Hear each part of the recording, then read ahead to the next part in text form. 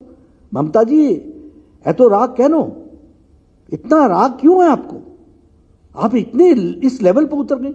मेरे नाम के साथ जो अलंकार उन्होंने लगाए, यह बंगाल की भाषा है क्या? यह बंगाल की संस्कृति है क्या? Is this Bengali culture? We represent Bengali culture. और मैं तो कह सकता हूं गौरव से, क्योंकि बंगाल को जितना मैं जीता हूं उतना और कोई नहीं जीता। I can say with full command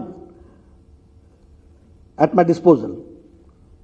इसकी मिठास की भाषा हम तो दैनंदिन देखते हैं, उसको अप्रिशिएट करते हैं, लेकिन जो भाषा उन्होंने बोली वो बंगाली नहीं हो सकती है, ये बात हमको मानना चाहिए। वो बंगाल की संस्कृति नहीं हो सकती, ये हमको मानना चाहिए। जो उन्होंने नैरेटिव सेट किए और वो उसको बंगाल की जनता ने सिरे से नकार दिया। बाहरी भीतरी संस्कृति, भाषा, सबके विषय पर भारतीय जनता पार्टी ने पॉजिटिविटी के साथ चुनाव लड़ा और बंगाल की जनता ने आशीर्वाद दिया, ये हम आपको बताना चाहते हैं। देखिए, अभी भी जहां तक आयुष्मान भारत का सवाल है, उनका अहम सामने आ गया, अहंकार।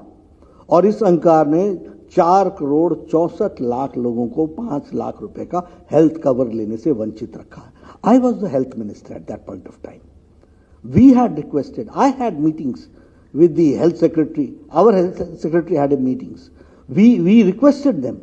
हमने यहाँ उनके लिए पात्रों के लिए चिट्ठियां भिजवाई, वो वापस भिजवा दी और वो खड़ी वो उसके बीच में आ गई। अब पॉजिटिव नोट पर हम कहते हैं हमारी सरकार बनेगी, आयुष्मान भारत का फैसिलिटी मिलेगी और 4,64,00,000 लोगों को 5 लाख रुपए का हेल्थ कवर मिलेगा।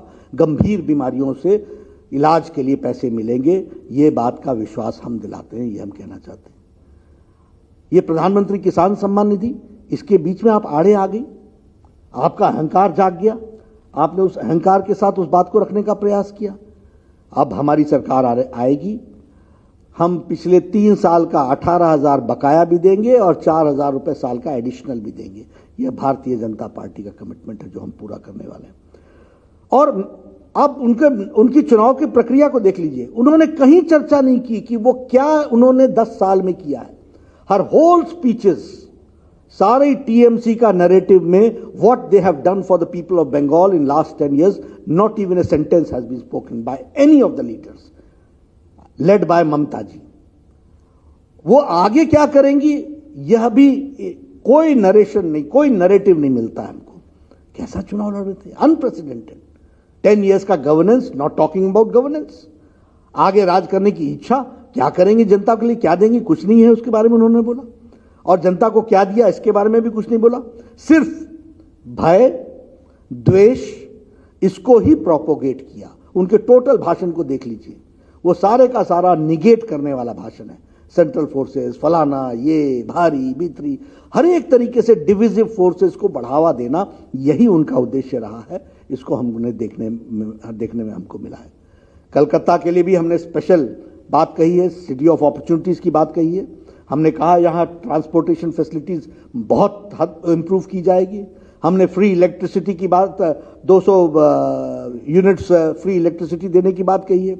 हमने मल्टी स्टोरीड कार पार्किंग की व्यवस्था करने की बात कही है। उसी तरीके से हम कनेक्टिविटी को और आगे बढ़ाने वाले हैं और कनेक्टिविटी में मेट्रो से लेकर के बाकी सारी चीजों में हम थ्रस्ट देने वाले हैं। और Calcutta will be an economic hub.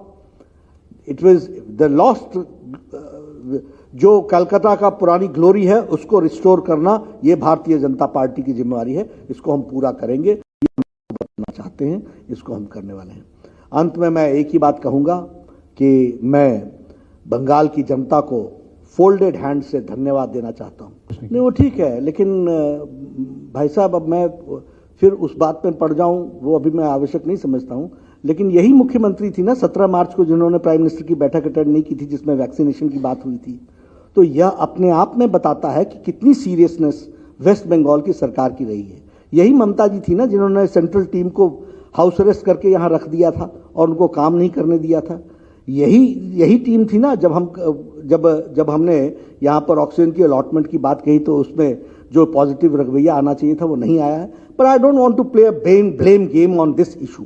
Because this is sensitive issue. We take we all are responsible for it. तो मैं नहीं कहूँगा. सर, हेमा प्रसाद, रिपब्लिक भारत, आपने बहुत सही कहा कि ये वक्त बिल्कुल नहीं है कि हम आरोप प्रत्यारोप करें. आप कह रहे हैं कि 2 तारीख को बीजेपी की सरकार आने वाली है, आप ये दावा कर रहे हैं और आप इसको सच मान के चल रहे हैं. तो 2 तारीख यानी मई का वो पहला सप्ताह, जिस वक्त ये कहा जा रहा है एक्सपर्ट्स के तरफ से कि वो पश्चिम बंगाल के लिए, खासकर कोलकाता के लिए, दिल्ली मुंबई जैसी स्थिति हो जाने वाली है.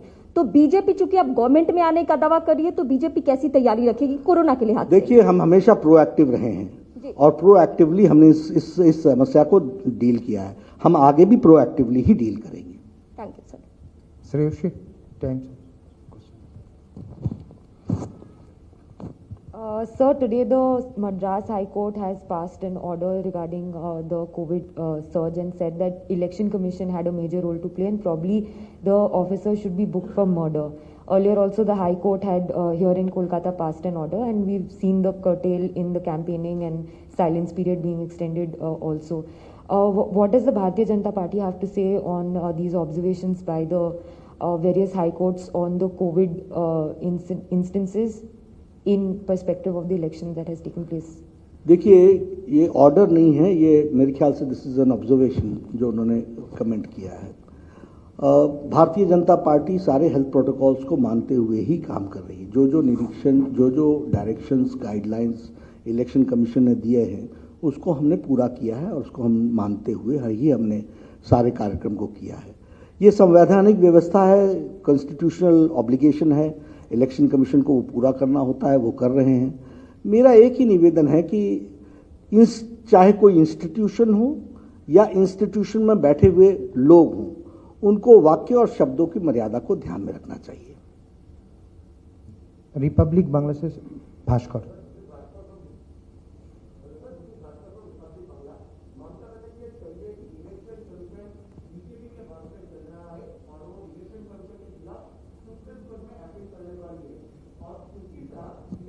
खिलाफ भी उन्होंने एफआईआर करने का बात भी कही है, तो आपका क्या?